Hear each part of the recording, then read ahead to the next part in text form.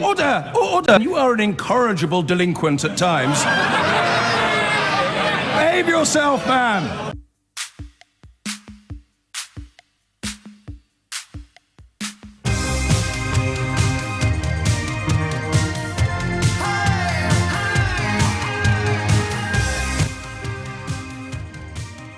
We're going to change pace, gear, tone, whatever it may be, completely now. 0345 606 0973 is the number you need if you want to get in early doors. But it's a conversation a little bit out of the ordinary, certainly compared to most of the things we've been discussing recently. But it really tickled me today.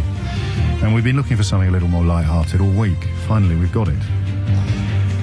Wooing a new lover has become a crime in Italy. Now, what's the next bit of this sentence going to say? In what circumstances should wooing a new lover, it's entirely consensual, be a criminal act? Yeah, I can think of a few of my chat-up lines from back in the day. Don't say them on air, James. You're screaming at me. Don't say... No, of course I won't. Was your father a thief? No. 4 minutes after 12 is the time. It could become a criminal act if the courtier lies about their marital status. Right, first things first, I've got nothing here. I literally don't even have the vaguest insight into this, into the idea of lying about your marital status. I'm very conscious of how unpleasant it sounds when a man on the radio or on the telly it talks in any way at all about his romantic past. You just sound like an idiot. I've fallen into the trap occasionally. It's just grim, isn't it? It's just sort of, because everything sounds either, if you're doing a sort of humble brag or straight bragging. There's never any sort of middle ground between the two. I could probably tell you a few stories that would make you laugh that paint me in a completely unappealing position, but even that would be a kind of but luckily on this one I've got nothing. Okay, I have never ever lied about my marital status to anybody. I have never ever cheated on my wife either, which is nearly 17 years of marriage in, something I'm actually quietly proud of, I suppose. But again, already I'm sounding like a bit of an idiot. So let's leave me out of it. The reason I'm mentioning that is it puts an awful lot of weight on you, because I could now be hung out to dry until 1 o'clock when Sheila Fogarty scurries to my rescue. Normally I've got a couple of stories. I use myself as a lens through which to look at the story so that you can join. And here I don't think I've got anything. I say that, I don't think I've got anything, because occasionally once we get stuck into a story, you get a slight indication of, you get reminded, little bells go off in the back of your brain. But I do know people to whom this has happened. One female friend in particular has, she was about 7 months into a relationship with a fella before she found out he was married.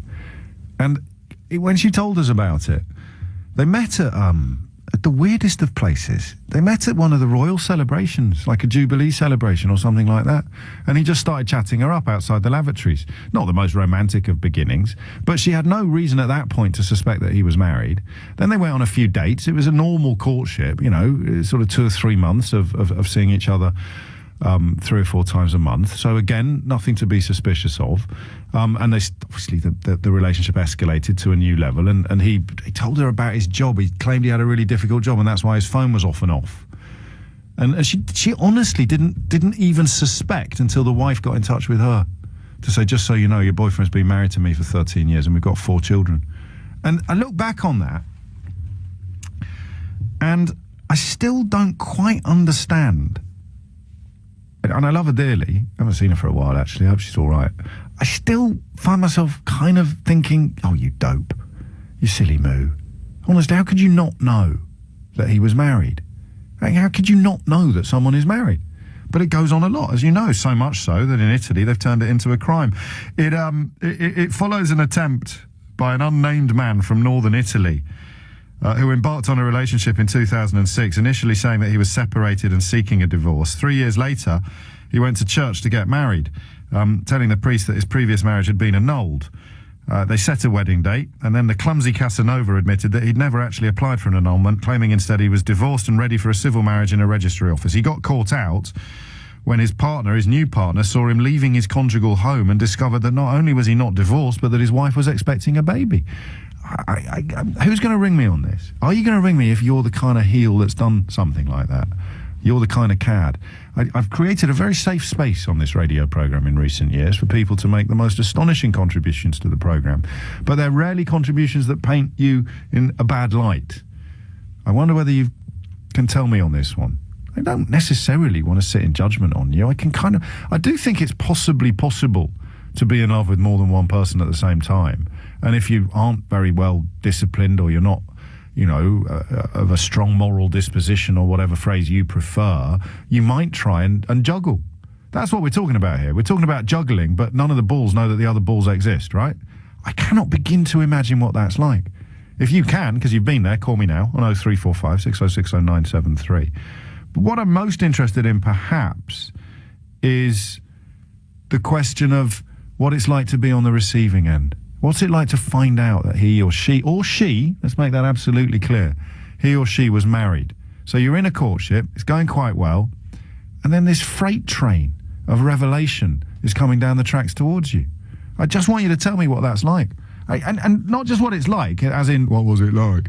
What does it feel like? But as in, how can it happen? What do you say to someone sitting here smugly, a smug married, sitting here on the radio, saying, how could you possibly fall for that?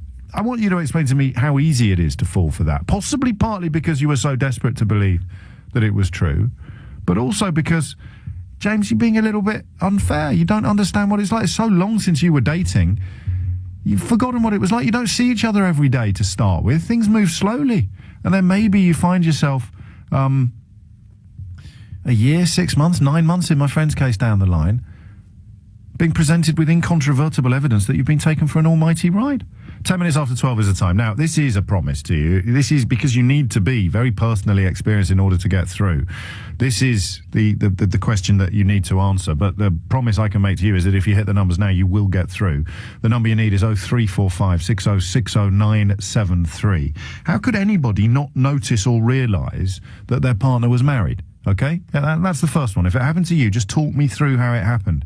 How manipulative do you have to be to pull this off? 0345 6060 973. Don't be shy, I promise you. Got nothing but a sympathetic ear for you on this one. But I can't even imagine the mental acrobatics that would be necessary to have an ordinary affair. Like, if you were having an affair with someone who knew you were married, how would you remember? What do you do? Do you get an extra phone? What if you got the name wrong? What if you're with your wife and you use your mistress's name? I know infidelity goes on all over the place. I know how commonplace it is, and I know how old-fashioned I can sometimes sound when I talk about it. Before I got married, for the record, I was far from the moralistic prig that you hear before you today. Quite the opposite, in fact. But I'm not going to talk about that because it makes me sound sleazy and boastful, which I'm not, I hope, anymore. But I still don't quite understand the effort involved in the subterfuge of an affair squared by the pretending that you're not married. Wow. I feel sorry for you if you're a woman and you were lied to by a man. Weirdly, because of the way I'm built and brought up, I feel less sorry for you if you're a man and you were lied to by a woman. I can't imagine that happens, does it? Much? I always think of men as being the sort of sexually predatory individuals. Not in a bad way. They're just more up for it, for want of a better word. I can't imagine there's anyone listening to this who started an affair with a woman who he thought was single and then found out further down the line that the woman was married. But if I've just described you, give us a call, 0345 60 973. What I'm interested in is not the sort of prurient looking through the window at your life. It's what I'm always interested in when we talk about things I don't understand. It's the mentality necessary to pull this off. To actually, it's the mentality of both sides. The person who wants a bit of extracurricular activity so desperately that they will tell the most enormous of lies, and then the person who falls for it. So whichever one you are, the liar or the dupe, and I apologise if you don't like those words, we can introduce or substitute different ones, the liar or the dupe, just talk the rest of us through how it actually happens, okay? Hit the numbers now, you will get through. 0345 6060 973. And I shouldn't perhaps have said that this was going to be a more light-hearted hour. You know what I meant by that. But it must be blooming awful. You think you're possibly beginning to plan for a future with someone, and you find out they've already got a future mapped out with someone else, and they've been lying to you through their teeth for the best part of however many months or a year. I just want to hear what it's like. I want to know how it happens. That's really what I'm interested in. Not for any particularly personal reason, but because it is so utterly alien to me. What the organisational skills that would be necessary, but also the manipulation. Are you lying constantly? Do you almost create a false identity and present that to the new lover? So that you're not just lying about the marriage, you're lying about the job, you're lying about the financial situation, you're lying about everything. I don't know. You do, so you will tell me, I hope. And I stress again that whenever I set the bar this high, it normally means that if you want to contribute, you will find it a hell of a lot easier than you ordinarily do, because really you can't contribute to this unless you've had a pretty rare but not unique experience. 0345 6060 973 is the number you need. The reason why we're discussing it is because members of the Senate in Italy are considering a proposal to somehow criminalise the dishonesty about your marital status. And that, of course, is the point at which the rest of us can pile in on this. Should it be a crime? It's only in Italy. It probably wouldn't happen here. Should it be a crime to tell a new lover that you're not married when you are? Actually, that's a really interesting question. You don't have to have personal experience of this at all. Because my initial reaction to that is, don't be ridiculous. The police have got enough to worry about without chasing down every self-styled shop-sword Casanova in the country. But if it's happened to you, and you can explain just how horrible it is, maybe we'll change our mind about the question of whether or not this sort of behaviour should be criminalised. It's a form of abuse, actually, isn't it, in a way?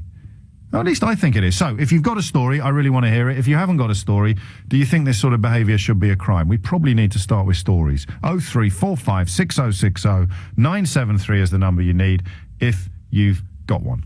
12:15 is the time. All right, I've set myself a bit of a sticky task on this one. I need to talk to you if you have personal experience of people lying about their marital status in order to have an extracurricular affair, extramarital affair, okay? 0345 6060 973. We'll start in Brighton with Delphine. Delphine, what happened? Oh, James, you have to excuse me, I've got a cold. That's all right, so have I. It was really interesting when I heard you talking about this, James, because you're right in terms of the word duped. It was like, I'm a smart person, how could I sort of fall for this rhetoric? And I think that, for me, what happened was that a relationship had ended. This is a few years ago, so I thought, I'll try online dating. And this is when I was living back in Oxford. And you go through the normal things. You look at the profile, you speak with the person. What, an online profile? An online profile, okay. Yeah. And then what I did was, right, let's speak to the person just to make sure that they're articulate and they're normal and you can have something in common with them, this sort of thing. And of course, had no friends in common. Wasn't even particularly local, this particular individual. But you like the cut of his jib, did you? Yeah. Fair enough. No, I know. I'm laughing, James, because, anyway, I like the cut of his jib. I love that phrase. So it all looked great. And, went out on a couple of dates. And when I look back, and then how I found out, actually, was I was talking to one of my girlfriends about this, because you start getting these sorts of warning signs. And I think initially what happens is because I was certainly living, and I think we are living in this sort of age, we're living quite divorced lives where, we're very wrapped up in our work and what we're doing and not necessarily near our families. And our social circle is very much more distant, sort of wider spread. So when you meet somebody that lives, say, an hour or two from you, you're fine with that. And because I was quite independent, I actually liked the fact that they weren't on my doorstep. But of course, when they're on your doorstep, you can usually check things out a bit more clearly, and also maybe you mean your circles might intersect, and you can you might know someone that works with him, or actually this is where I feel every one of my 44 years, because for me, Mrs. O'Brien and I got together pretty much in the early days of the internet, so I've got no idea what it would be like to be out there now with such an enormous net.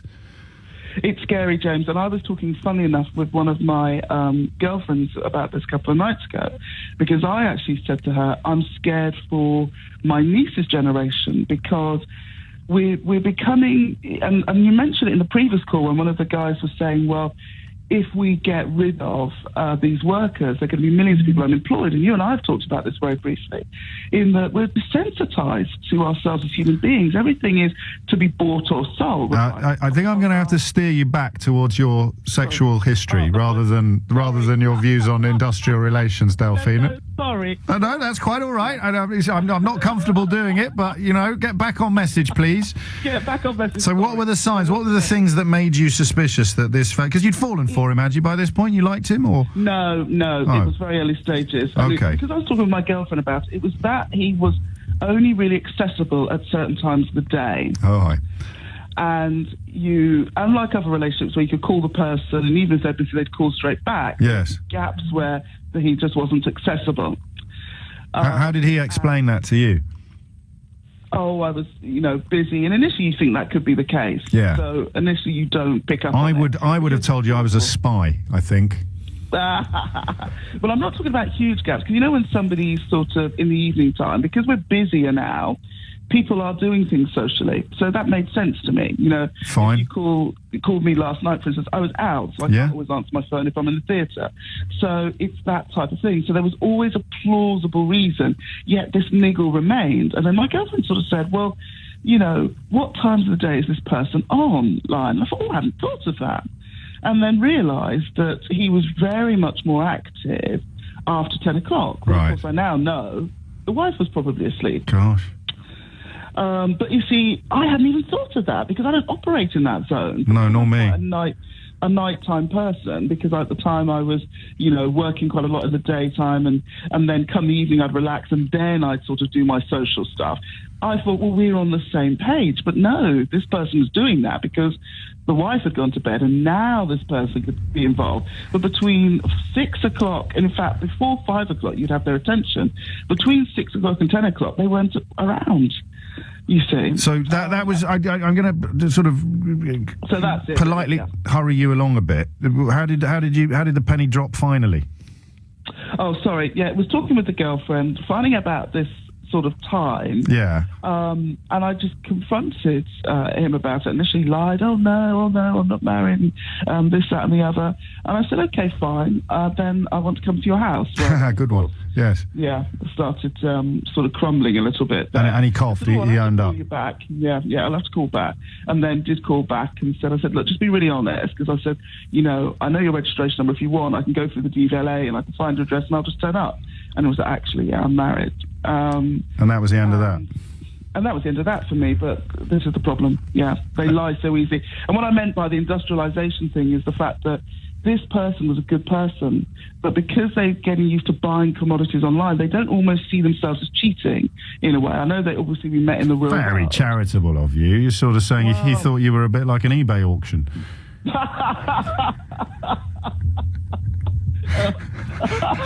Not sure. No. That's brilliant. You should talk yourself up a bit more, Delphine. You're worth much more than an eBay auction. Seriously. I know what you mean, though. If you think you go online looking for absolutely anything under the sun, why not go online looking for a lover?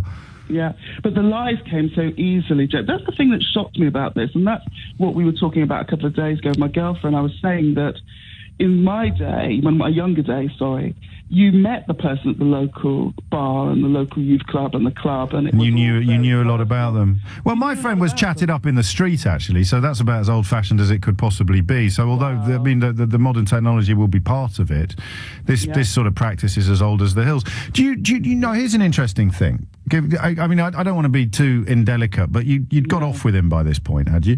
Yeah. Okay, that's all we need to know. But the way the debate has broken down on the texts, oddly, is the first suggestion is it's absolutely ridiculous that the government or the law should get involved in personal, sexual or romantic relationships. But actually, other people are suggesting that if you go to bed with someone who's lied about their marital status, then that probably should be a crime, because that's a sort of form of sexual abuse. I just wanted to know what your view is on that. That's really interesting. It is, isn't it? When you made that statement, and this is an interesting thing that when it happened to me, is I actually rang up, and I'm not going to mention them, the dating sites to say. And she said, I spoke to a girl there, and she said, do you know something? This is a big complaint for us. And we have algorithms and sort of backup where we try to weed these people out. But she said it's very difficult. So I actually said to her, why isn't something linked up with that people have to pay through PayPal or pay through with their bank Because card? they'd lose all their money. They're not even trying. I bet she's selling you a pup when she talks about algorithms. What business in the world is desperately trying to lose customers? Well, and the problem is, and then I read this article after this all happened where it was saying that they reckon 70% of the men online, and also women, but not as much, are actually married or in long-term. Well, there you go. That's a new angle as well that we'll carry on. Delphine, thank you very much indeed. Have a cracking Christmas if we don't speak before. 26 minutes after 12 is the time. Has the online blown this issue, pardon the pun, into an almighty new territory? And see, Delphine tells it quite straight, but that's foothills of the relationship. It's the 9, 10, 11 months down the line without actually having been to his or her house that I find astonishing. If I was to say to you that it's quite hard to have sympathy for some people who've been duped in this way because, well, they just sound a bit stupid, would that make me very vicious? Not Delphine. She's sort of smelt a rat quite early. 26 after 12 is the time. Hit the numbers now. You will get through, I promise. And we need to do some round robins as well. Sarah is in Reading. Sarah, what made you pick up the phone? Hi, Sarah. It's Sarah. I'll be James. You be Sarah. That'll make everything easier. That's right. I'm nervous. Don't be. I love your program. I always listen to it. Very kind. It happened to me. I met someone. I was divorced. It was after my marriage was over, and I met someone through another friend, and I did a few days' work for him as a favour, really. Yes. And we started having a relationship, and we had a really nice time, and he had a nice house that I went to, and there was absolutely no reason for me to suspect. You went to his house? Yeah. And you still didn't? There was nothing to sort of intimate there was a woman there. So we had meals there, and stayed over. You stayed over? You didn't open any cupboards or drawers or anything like that? No. Silly woman. No. Silly woman. Oh, well, there you go. Carry on. So that was fine. It was all trolling along quite nicely. He met my friends and my family, and it wasn't until about 8 o'clock one morning he stayed over at my house, and the door went, and my daughter came upstairs and said, "There's a woman at the door." He said she's David Joyce. I was absolutely gobsmacked. He did a runner, and to cut a long story. He was there. He was at your house. Your daughter opened the door. Yeah. Wow. And it's like an episode of Dynasty. Absolutely. Anyway, he made a very hasty exit.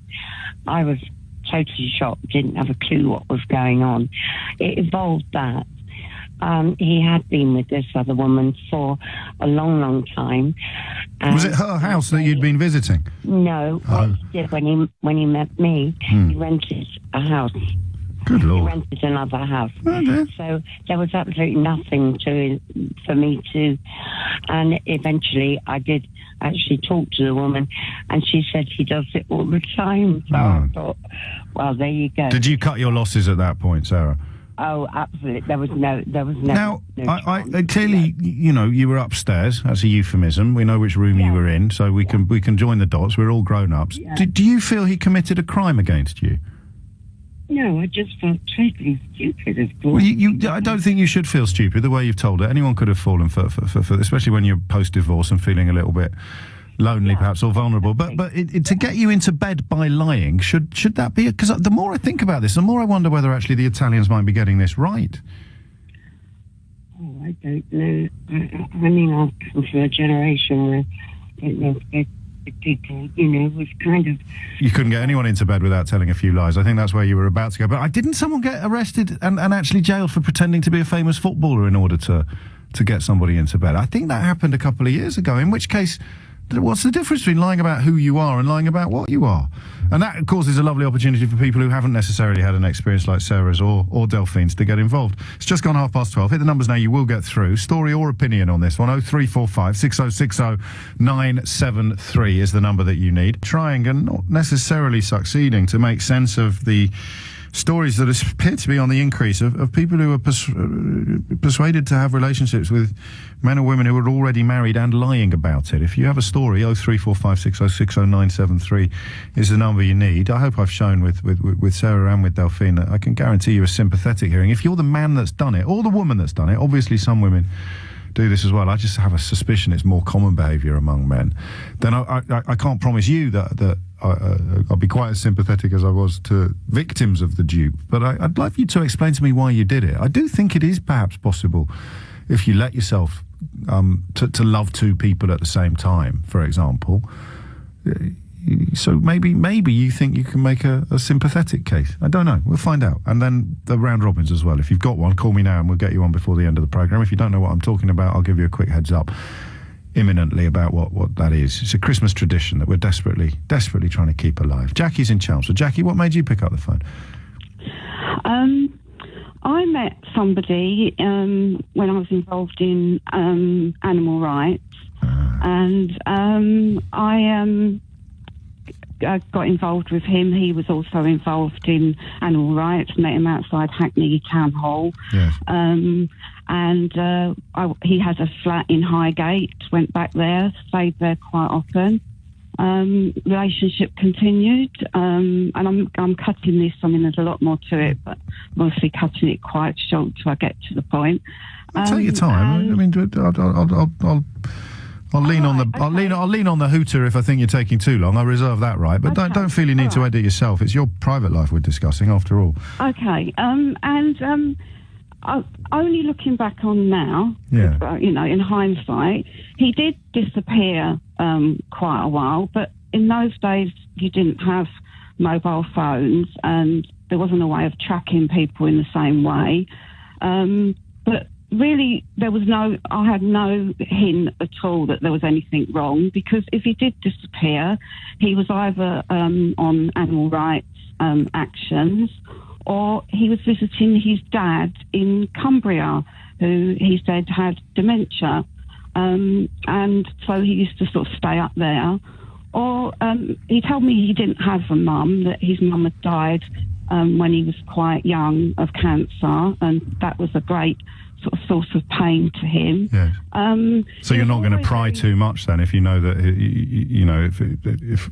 if it's a heart. Well, I was in a proper relationship. I mean, met my family, come to family, occasions with me, anniversaries, weddings, dues. He was just part of my family, and we had a relationship that lasted 4 years, and we had a child together. We had a son.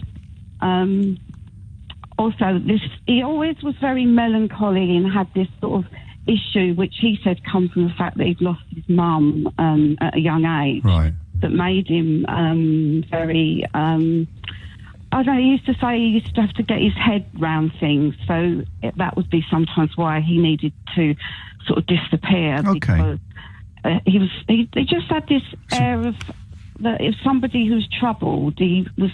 And you thought you were being having a mental breakdown. I hear you, because it would make you think you were being a good girlfriend by giving him the space that he needed to get his head together. So me on the outside looking in, thinking, why didn't you ask him more questions? But you've just answered the biggest one of all, which is I thought I was helping him by not being a pest. And I didn't have a lot of questions to ask him, because I mean, we spent Christmas together. We was there wasn't there wasn't really a lot. We had lots of friends in common, other people involved in animal rights. Now you keep mentioning animal rights, which makes me wonder whether or not your story ended up coming to a rather wider audience.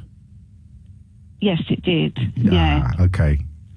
So you didn't just find out that he was married. You found out that he had a. Well, he said to me, our son was 2 years old, right? And one day after visiting his dad in Cumbria, he said he needed to speak to me urgently, and he sat me down and waited till he put our son to bed, and he said that he had to go on the run.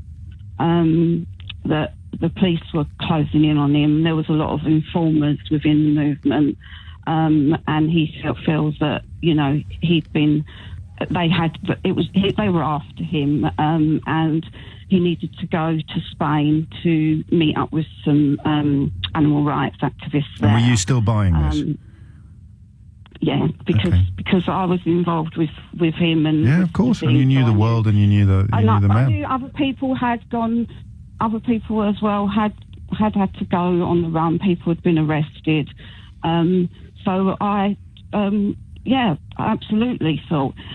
He said to me that as soon as he'd never abandon his son, but as soon as he could, he'd get in touch, and as soon as it was safe for me to do so, I could bring our son to him, and we could meet up there and maybe start a new life in Spain. Yeah.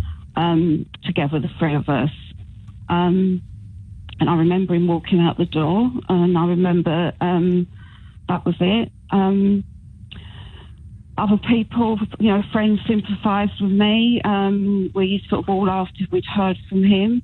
I got a couple of letters from him, postmarked Valencia, saying that, he still wasn't ready to give me too many details because he believed they may be watching me, Special Branch may be watching me, so I needed to be careful. Anyway, nobody in the movement heard from him. People were worried about him because of his silence. Yeah. Fragile. Yeah, and how fragile he was. And there is a lot of burnout within activist movements. Yeah. People, the sort of over empathy. People do end up, there is a lot of burnout. And he seemed quite an extremist as well. And again, there's a lot of it sort of burnout in that. Yes. And then I didn't hear from him. I married a couple of years later. How long did you leave it? Married. How long did you leave it before because I have to put this quite brutally, before realising that he wasn't going to come back, that he had, at least on some level, been lying to you? Well, I never thought he'd abandon our son, so I didn't. So although I started to see other people to move on, which was a long time, but I did. No, of course. I didn't think that he would abandon our son. So, and I'd heard nothing. And people would see me around in Hackney and say, other animal rights activists would say, "Have you heard from Bob?" And I'd say, "No, I hadn't heard from him," and they'd say, "No." And everyone's in it. Everyone's in in a similar world, so they're all part of the con in a way. Then, because because the animal rights element of it is what made his story so plausible, and a lot of your friends are from the same world, so that plausibility gets enhanced every time a friend says, "Oh, he must be having a tough time," or "No wonder he's had to hide," or the old Biller onto us this time. I can see actually. There was.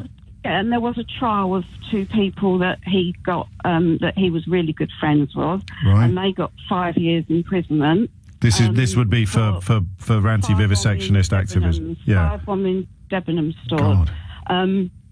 And they were with him, and they were sort of, so I knew that had gone on, and I knew all about that.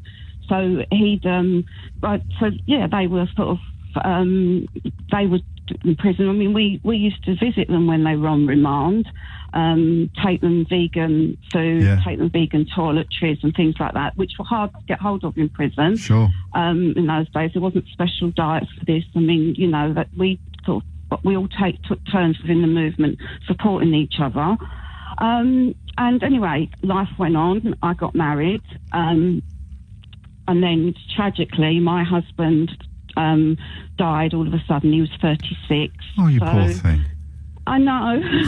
I was 30. Doesn't rain, does it? Doesn't rain, Jackie. No. So I was married 5 years, and my husband literally was a healthy footballer.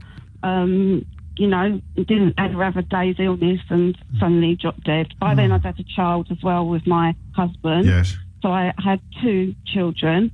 My husband had sort of taken on my oldest child more or less as his own. And he changed his name to my husband's name. So your lad lost 2 dads in a way. He lost 2 dads by the time he was 7. Yeah, by the time he was 7, and because my youngest was a baby when his dad died. Yes. So there I was as a single parent with 2 children, a widow with 2 children. I was left quite financially secure, so So I went back to university, decided to go to university, graduated, loved it so much, stayed there 7 years, graduated in law. I'm now a law lecturer, that's what I do. Okay. And I was coming home from work one day in 2012, 14th of June 2012, never forget the day. And I came home from work, and just as normal, it was a Thursday. I work 4 days a week, so Thursday's the start of my weekend. Yeah. It was a sunny day, went out into the garden, pot of coffee. Lovely. Started reading the Daily Mail. Uh-oh. Never ends well. Never ends well, Jackie. Well, if I hadn't have read the Daily Mail, if I'd read the Guardian, I'd have known about this story about 18 months before, really? And realised everyone was looking for me. What happened? Because two journalists at the Guardian had picked up this story, and two investigative journalists were writing a book on it. Paul Lewis and Rob Evans from the Guardian. I know Rob. Yeah, well, I know Rob really well now. But I never picked up the Guardian, so I never ever saw it was front page. My life was I was just living a sort of normal middle class life. Moved with out this to big, Sussex. with this mystery underpinning your past, and a mystery that for your oldest boy was never going to go away. Well, that I mean, that could be a whole how he sort of started to get angry. I mean, he was angry after losing my husband. Sure. He became an angry teenager, and he desperately tried to find his real dad. I gave him all the information I could. By then, the internet was up, Facebook was up, so he tried to contact people through Facebook. I gave him as much detail as I could on old animal rights contacts I had, who I hadn't seen for years, and nothing. It was nothing. And my son went to university, and while he was at university, unbeknown to me because he was living away from home, he started his own investigation. I even got a private detective because I was working for a firm of solicitors. So you knew someone? And we used private detectives a lot. So I got a private detective to look for him, and it came back as he is a wanted man. No trace. He's wanted by the police for animal rights extremism. Which fitted with the legend that he'd kind of constructed around you. Let's get back to the garden and the coffee pot and the Daily Mail. Right. So as I turned the page, there was a story about Caroline Lucas MP mentioning a man called Bob Lambert as the third. She used parliamentary privilege to name him as the third person involved in this Debenhams plot. And there was a photo of him from the 80s. I knew him as Bob Robinson, and there was a photo, and it said, "This is Bob Robinson. This is what he looked like in the 80s." And it's known he had a relationship with an activist and fathered a child. Well, I didn't even read the story. I just went into total shock. And I picked up, I just looked at the photo, saw it was him. I didn't read the rest of the story. I didn't know who Bob Lambert was. Who was Bob? It had nothing to do with me. I remember hearing the day before Caroline Lucas talking about this Bob Lambert because I used to have news radio on all the time. Yes. In the car. But what would Bob Lambert mean to me? It had nothing to do with me. And there was a picture. I ran inside. I rang my parents. I said, "It's my son's dad." Yeah. I mentioned my son's name. I said, Sure. And my dad ran up to their local newsagent and got the newspaper, the Daily Mail. He said, "Yes, it's definitely him." My mum got all the family photos out, the photos from the hospital, because he was there when I gave birth. I was in labour for 14 hours. He was there by my side. And my mum took photos at the hospital, Bart's Hospital. And my mum compared those photos with this grainy photo in the Daily Mail. Yes, that was him. By now it's sort of 6 o'clock. I don't know who to turn to. I'm pacing round. I'm screaming. My mum's saying, "Do you want us to come over?" No, I don't know what to do. And I thought, who should I ring? So I rang directory inquiries, and I rang directory inquiries, and I went, put me through to the Houses of Parliament. And they said, do you want the number or do you want to be put through? So I just wanted to be put through. And I was put through and said, can I speak to Caroline Lucas? Yeah. And they put me through to a researcher, I assume. Young woman answered the phone. And I said, I just burst into tears and said, I'm the mother of his child and that is in the paper. And this young girl said, you're not.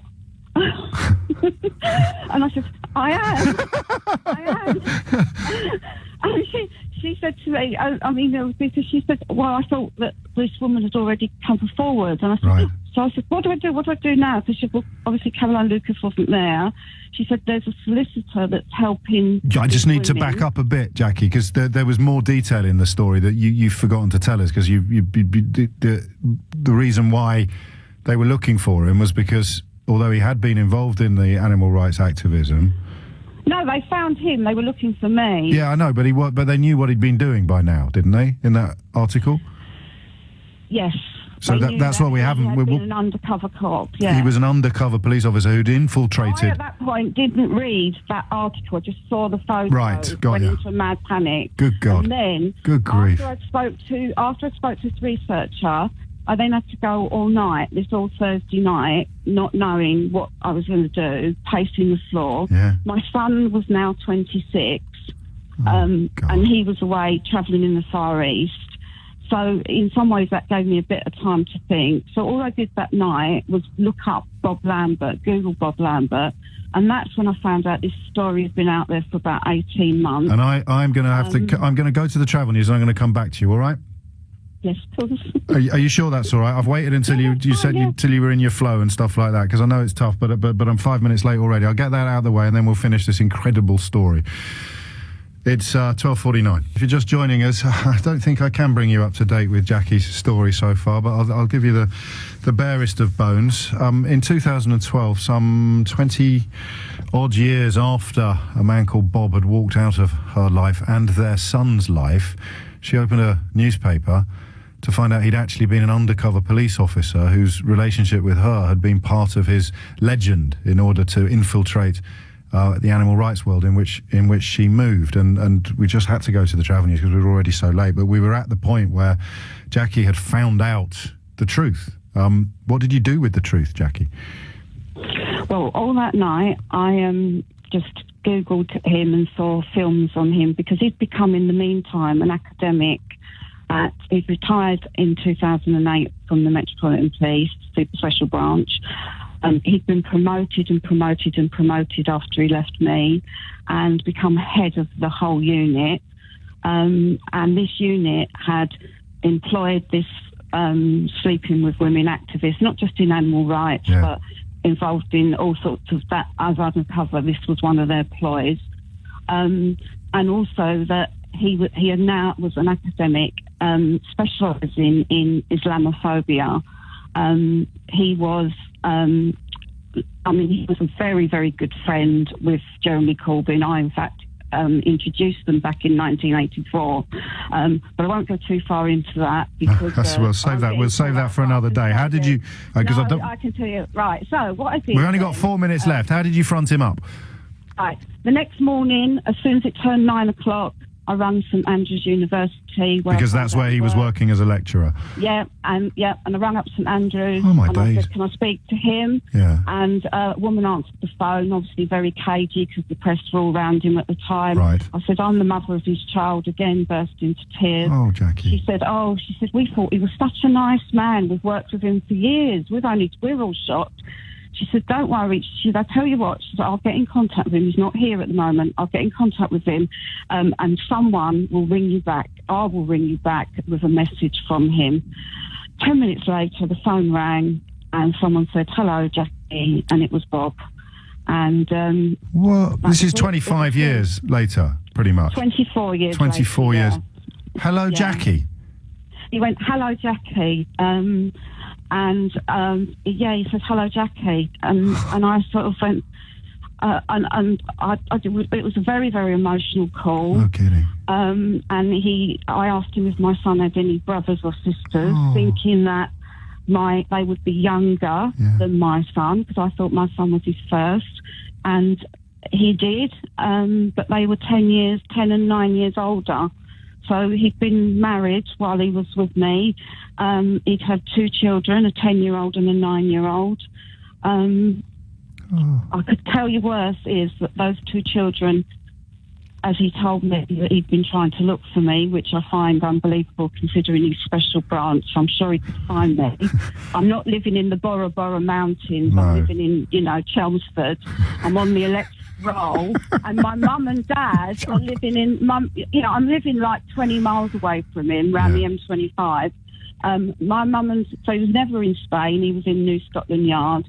My mum and dad still live in the same house, and their number's in the phone book. So, you didn't need to be head of special branch to be able to find me. But the reason why it was urgent he looked for me was that both his children, his older children, had died of a genetic heart complaint. His daughter had died age 17 and his son age 34. He was worried that your boy might have a similar condition. Well, not that worried. Or he said he was.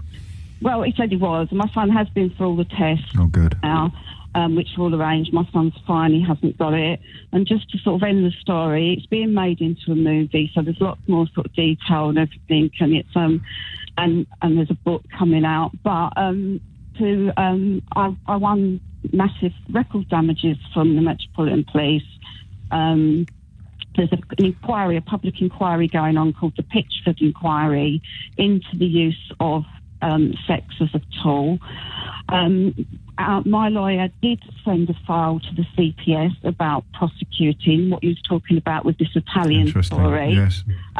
They did send a file that we should be, because there has been people gone to prison for pretending they were a man, someone else, a woman, like that. Yeah. So we thought we had a good case.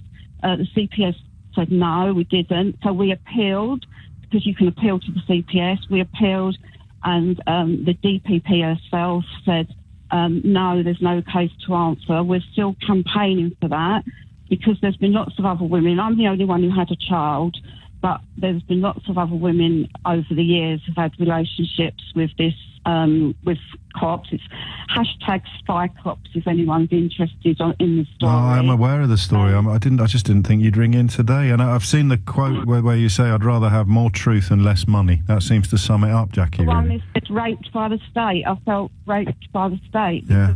Everything. I mean, watching someone give birth, the most intimate thing a man and woman, what they see, and all that time he was there under sort of state orders, and he held my son before I did, because I was out of it, and the 2 years he was with our child, he was a good dad. There's lots of press, there's lots of photos on. I can see it. I've dug it out while you were talking. I've been putting 2 and 2 together and coming up with 4. I think that's probably the longest call I've ever taken on the programme, Jackie, and I still feel we've only scratched the surface of your story.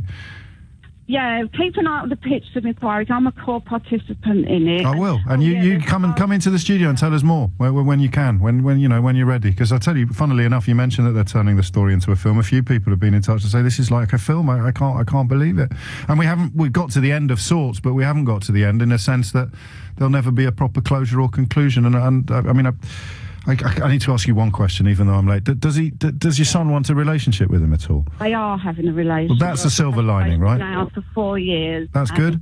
They'll be spending Boxing Day together. Wow. And, are you all right with that? Yeah, because I know my son, the pain he went through trying to find his father, and how much, because he lost 2 dads.